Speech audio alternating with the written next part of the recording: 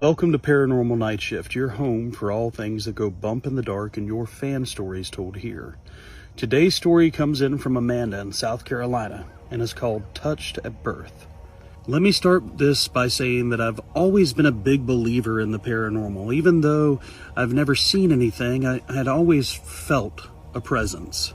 But most of my belief and interaction with the paranormal started when my son was born.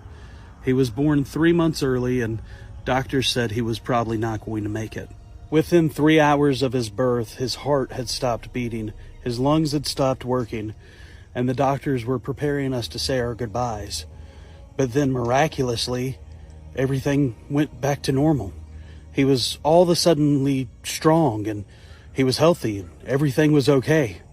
The doctors couldn't explain it. They called it a miracle. As he got older, he would talk about people who were not around. "Mommy, tell the people I'm ready to go to bed. I don't want to play anymore." We could see orbs in just about every photo that we had of him. There were always something in the background. You could hear him talking to somebody in his room. But when we'd go in and talk to him, there was only him. And he was talking, having full conversations with people that we did not see. One night, my husband was snoring so loud that I went and laid in his room. The moment I got in the bed, it's like I could feel somebody sitting on the bed with me. I was cold and they tucked me in. It freaked me out. I hightailed it out of there with him and we both slept on the couch.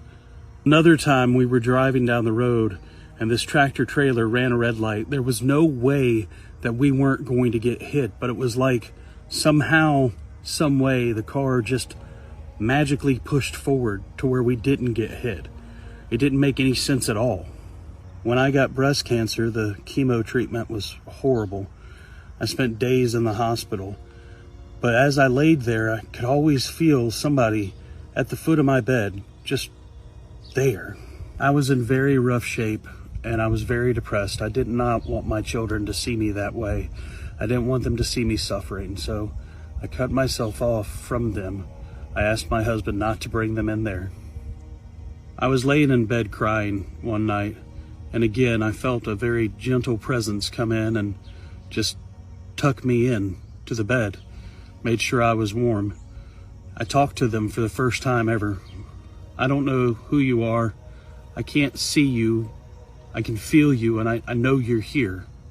That day, my husband had come and visit and brought me letters from the children. I didn't have it in me to read them at the time because I was so sad. But I opened the letter that my son had wrote me, and it said, "Mommy, I sent my friends to come play with you and keep you company." I don't know what they are. I'd like to assume that they're guardian angels. They don't seem menacing or want to hurt anybody. They just look out for my son. This was all a couple years ago. I'm in remission. I still feel the angels, is what I'm going to call them. I still feel them around. They watch out for me and my son and our family. I don't know why.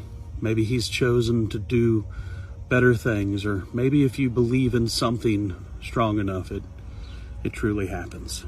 I love this story because it is a very hope-filled story. We've all known somebody who has gone through cancer and treatments, and we've all lost somebody to it.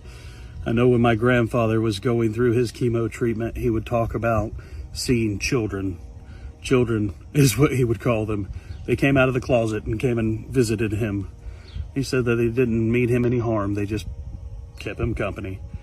Of course, none of us ever believe those stories, but when I hear so many stories like this, it's kind of nice to know whatever it is beyond the veil is looking out for us. Tell me in the comments, have you ever experienced anything like this? And please continue to send in your fan stories to Paranormal Nightshift.